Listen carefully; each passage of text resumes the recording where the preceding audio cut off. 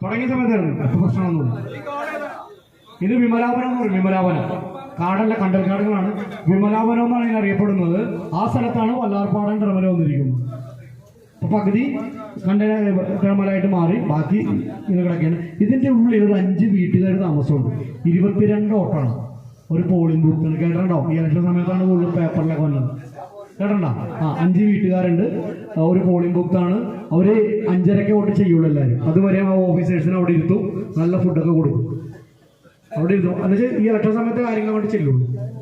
അല്ലാണ്ട് ഒരു മനുഷ്യനാ ഭാഗത്തേക്ക് പോകില്ല. പിന്നെ ഇപ്പോൾ ഒരു യൂട്യൂബർ കയറിയിട്ടുണ്ട്. കംപ്ലീറ്റ് പാമ്പാണ് അതിനുള്ളിൽ. ഇവര് പണ്ടേ ബ്രിട്ടീഷുകാരെ കാലത്ത് ഏതോ സാഹിബിന്റെ സ്ഥലമാണ്, ചെറിയൊരു കമ്പനിയൊക്കെ ഉണ്ട്, ഞങ്ങൾക്ക് പൊളിഞ്ഞു പോയത്.